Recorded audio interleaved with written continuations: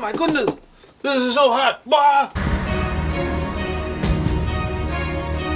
Hey, what's going on everybody? For First We Lead, I'm Sean Lost, and today you're watching Hot Tricks. It's a show with hot questions and even hotter wings. And today we're joined by Sauscharf, coming soon to America as Pick a Pepper. Co-designed by Wolfgang Kramer in the Christian Store, the game's said to be about collecting peppers and turning them into hot sauces. Sauscharf, welcome to the show. Thanks Sean, thanks for having me. Before we get into this, how are you with spicy food? Yeah, I'm really a bottle of hot sauce, so I think I can handle this. Sounds like you were born ready. You wanna dive in? Yeah, I'm excited.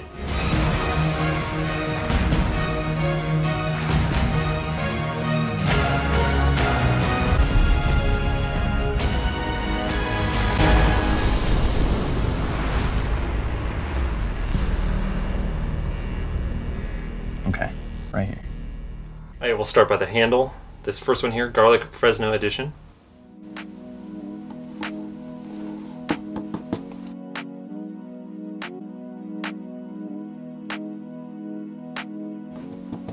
You know, it's not that bad. Easy intro. Yeah, I can definitely handle this. We mentioned in the intro that you will be collecting chilies in the game and making hot sauces, but what does that entail? Like, what is the hook to you? We know there's going to be trick taking or climbing shedding in the game, but what would you describe as your hook? Yeah, my hook, I would probably say I am a climbing shedding game at heart, and there are elements of deck building. Yeah, each player has their own deck, and they'll be adding cards to it, and over the course of the game, there's two phases, and over those two phases, players will be adding cards to their own deck, and then using those cards to make hot sauces. The cards have kind of chilies on them with hotter and hotter chilies, higher numbers, and then they're trying to make hotter and hotter hot sauces that are worth more points. So some of the easier hot sauces to make are a little bit weaker, kind of like this first one that we tried. Yeah, I can definitely handle this. Yeah, I can see how that first one, especially to a hot sauce bottle, wasn't too hot. But we're going to be moving up in points as we move up on the line here. In fact, we're going to go to wing number 2, Tropicante, if you're down. Yeah, I'm excited.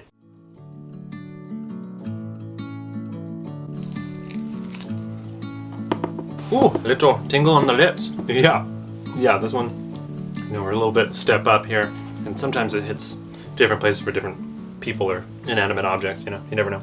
Yeah, I feel it. Here in wing number 2, I thought I'd ask about the setup of the game. I know there's no suits, there's just kind of numbers, but I thought maybe you could tell us a little bit about what the deck's like and how to set up the game.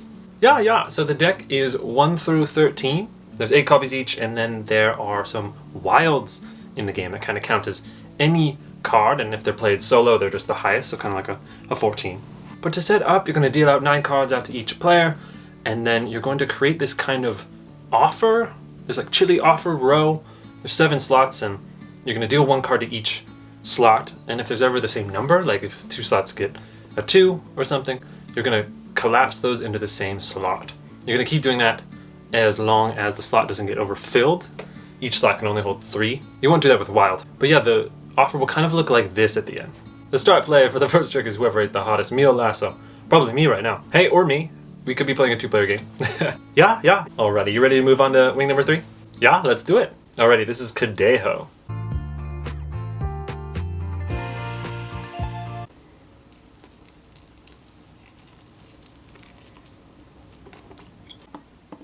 Ooh, I'm starting to sniffle a little bit. Yeah, ooh, me too. We're stepping up, Yeah, I can kind of feel it in the back of my throat. Yeah, this first phase can be somewhat deceptive. They're a little bit more sweet, but sometimes, especially in the latter half of the first phase, you can get a little bit spicier, which is a great segue, I love when that happens, into the question about how the first phase of your game goes. You said it was in 2 phases? Yeah. So the game is in 2 phases. The first phase, you will be playing sets of cards, so either 1 card, a single, or like 2 or 3 of the same number, and you will be all playing into the trick. You can play whatever you want, so if someone plays like a 2 and someone plays like a 5, you can play a 4 after. It's not necessarily that you can't play. It's climbing shedding in the way that the tricks resolve. So whoever plays the strongest will get to pick from the offer first. So say you play a 1, I play a 3, and then someone else plays 2 6s. The person who plays the 6s will be able to draft first. So it's kind of a climbing game in terms of who picks first, but not in terms of what you can play. Interesting, so it's climbing in terms of pick, but not necessarily in terms of how you can play or go out. That's an interesting twist on climbing. Yeah, we really like that. And it kind of is a fun incentive system because the first phase only ends when everyone plays their cards out, but you can play at different rates. So if someone is playing really high sets, like 2 cards or 3 cards every trick, they are going to be sitting out longer than someone who just plays singles, right? Oh, right. Yeah, because it ends when everyone's out of cards. Exactly, yeah. So if in that trick example, if that person who played 2 6s, they were out of cards, and it was just you and me would keep playing until both of us are out of cards. I see, so we would just be drafting the 2 of us, yeah. Exactly. Also, after you play cards to the trick and collect cards into your ingredient deck, you may discard the cards you just played. So like that 2 that you just played, if that doesn't really go with your plan, you can discard it after you play it. Or you can add it to your ingredient deck for later. Alrighty, ready to move on to wing number 4? Yeah, it's getting a little hot. Are you gonna drink any water or milk? You know, I kind of mirror the guests. If they go for the water or they go for the milk, I kind of just do the same. And I see you haven't really touched yours, so I'm just eyeing it. I'm eyeing it, but I think we're so good over here. Oh yeah, I don't need it. Yeah, these are nothing. Alrighty, Los Calientes, wing number 4.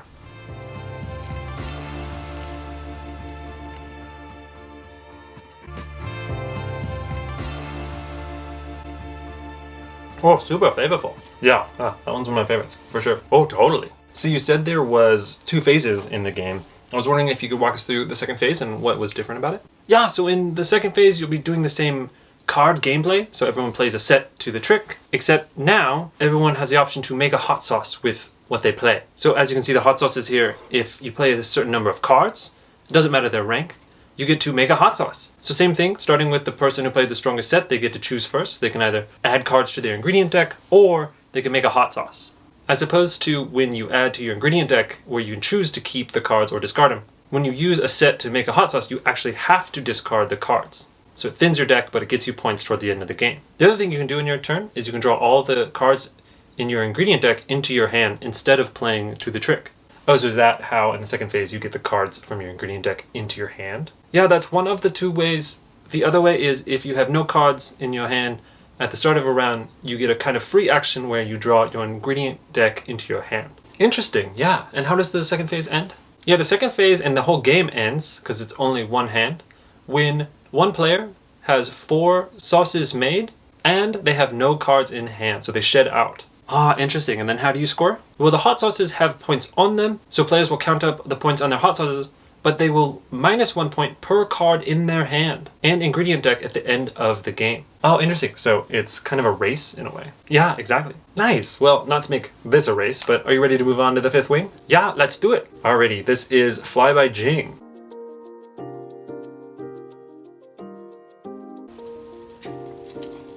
Oh, a little oily.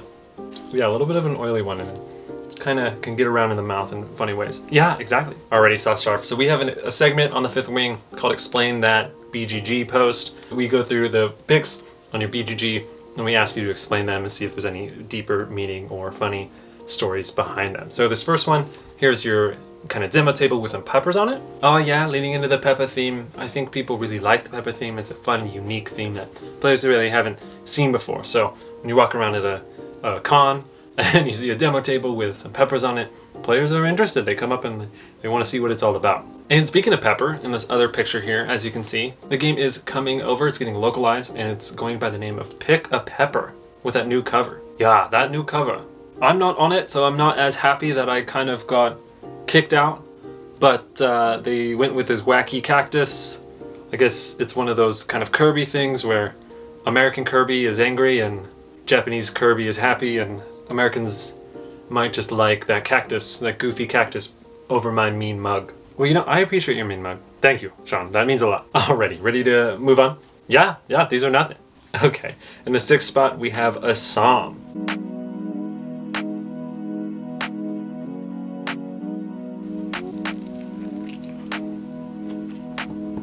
Oh man, nice flavor. Yeah, this is one of my favorites. Has like this really deep, rich flavor, but the ghost pepper kind of comes in hot. This is around my normal. I would eat this with most meals. I can put this on, but I think after this I get a little It gets a little too hot for me. Yeah, I could see that. I think it's starting to get into the territory where I don't know if I put this on like a sandwich or something. So the words deck builder have been thrown around with you, and some have found it to not feel like a deck builder, some have found it to feel like a deck builder. What do you think that title kind of means for you, and if it kind of gives weird connotations or different expectations players might have when they go into a game of Sauscharf? Yeah, that's an interesting question. I think it's all about expectations with me. I think a lot of people feel that the deck building aspect might be too big or too little. It seems interesting to call it deck building because you really are kind of collecting just sets and having your sets grow and shrink, and it's not too long of a game. Since you just play one hand and 2 phases, it doesn't seem like you're 100% really focusing on the deck, really. Like, I don't think players of Dominion are searching out Sauscharf, or players of Dune Imperium or any deck building game. The draw that players find interesting about that genre, I don't think is the same reason they would play Sauscharf. So it seems a little bit like the word's a little buzzwordy when described, and I don't know if it kind of sets a little bit different expectations that I don't know if really the gameplay satisfies. Interesting, yeah. Do you wish it was not a part of your title? Well, not necessarily. I think it's a good hook. It's a good thing to bring people in, but I do just wonder if it's a little bit misguided in the expectation. And it's not like a negative thing in terms of expectation. Like, I've had players who like climbing shedding, but they don't like deck building, and they've been nervous to try it. And then some people are like, oh no, just try it, and they end up liking it more than they would if it was, you know, that classic deck building feel. Oh yeah, like it actually can help bring in different audiences that might actually not like deck building per se. Yeah, exactly. Alrighty, talking about building, the Scovilles are building. Are you ready to move on to wing number 7? Yes. Alrighty, this is the Honey Badger.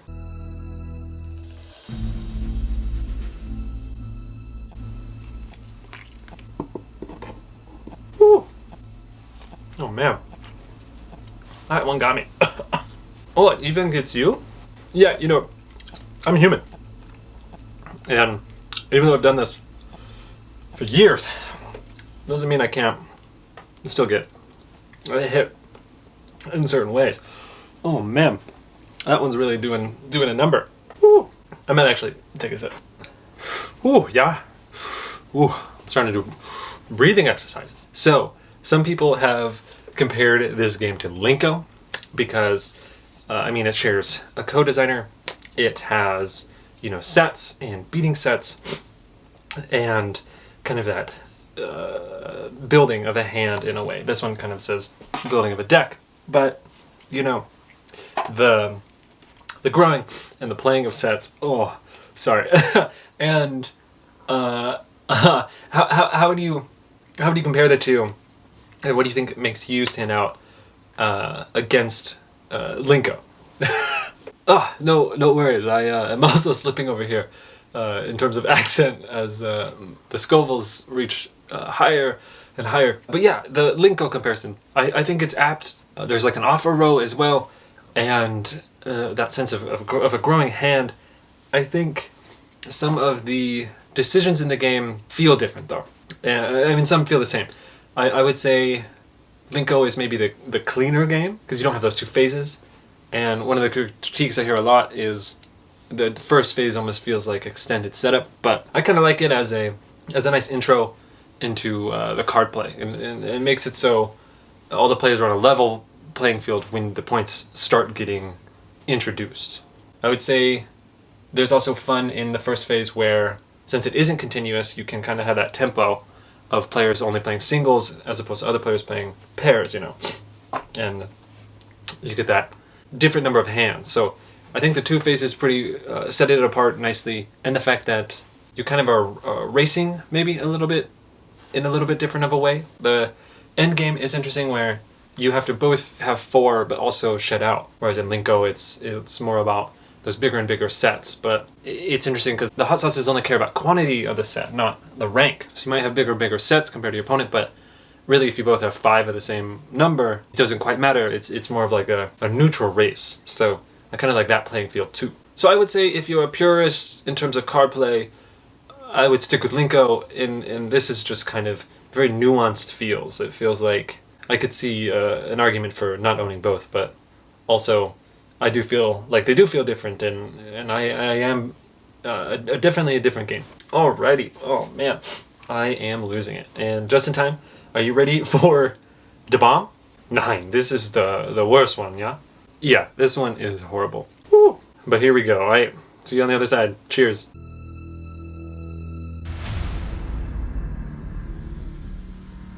I don't want to do it. I don't want to do it. Oh my goodness. This is so hot. Oh, no, I'm gonna drink. I gotta drink water. I gotta drink water. Oh man. Oh, careful around the ice. Yeah, I'm gonna join you. Oh, that didn't help. I need the milk. I don't usually drink milk, but any port in a storm. Ah! I'm so sorry. Whew. Oh my gosh! I'm crying.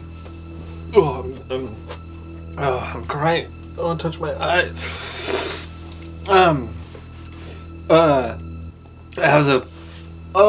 As a board game, what's it like being a board game? Oh my! Is that the question you had? No. I forgot the question I had. Completely forgot it. Yeah, the being a board game is interesting, I guess. I don't know. Oh, woo-wee. Oh, my lips. My lips are red. Oh, if I had lips, they would be red. Yeah, you're lucky you don't have a mouth. Oh my gosh. Woo. Oh, that seemed to help. Okay, are you ready to move on to Wing 9? Yeah, I guess. Oh man, this is so much sauce. Why did I do this? I mean, cheers, board game.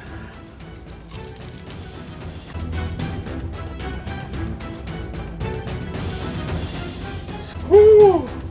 Oh, woo! That is hot. Yeah, it says 15 out of 10 heat on the bottle. Ooh. Yeah, that is improper fraction hot. Yeah, you're telling me. Woo. Okay, Wing 9. What do you think makes climbing shedding so great? Yeah, I think there's just something to the race of it all. I think climbing shedding is just fun because there's so much tension. It's an inherent tension in the game to get rid of the cards that really just be tossing them out and trying to hurry because they didn't time it too well, but the other players might be saving up and buying more points, and I really like that balance. It's like a double race condition, and it's cool to have a shedder like that where you have the one end condition and then the shedding as another end condition. It's almost like 2 races in one. Very fun. Yeah, no, I love those 2 race conditions. What are you doing? This is the last dab. We call it the last dab because it's tradition around here to put a little extra on the final wing. You don't have to if you don't want to. Yeah, no, I'll do it. Alrighty, we love that. Well, Sauscharf, it's been a ride. See you on the other side. Cheers.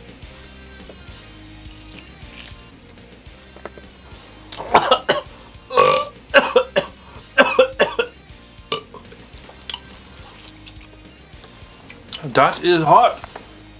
Already Sauscharf at the end here. Well, you have a million Scovilles coursing through your box. We thought we'd ask you about the Eric Martin. He's going to do a video on you soon.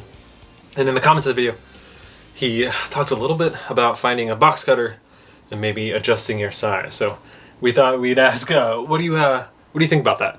Oh goodness, yeah, I saw what he did to Furnace. I don't want that happening to me. I think my box is just beautiful how it is. That's what I have to say to Eric. Alrighty, well, straight from the box's mouth, you heard it, Eric. Put the box cutter down. Well, congratulations, Sauscharf. You took on the gauntlet. 10 wings up, 10 wings down. Now there's nothing left to do but roll out the red carpet for you. So this camera, this camera, this camera. Let the people know what you got going on in your life. Yeah, probably wiping all this off my box cover so it doesn't warp or smell like hot sauce next time I pull it out. But maybe that's thematic. Anyway, yeah, I'm coming to the States, getting localized, getting a name change. So hopefully you're gonna see me soon. Yeah, nothing else. Thanks for having me. Alrighty, well done. Woo! Well, that was a lot of sauce on that 10 that you took. Alrighty, woo, yeah, great job. How'd you like it? Oh, I really liked it. Yeah, it's a little strange that you're eating hot sauces. Is that like cannibalism or something for you? Oh no, I haven't thought of that.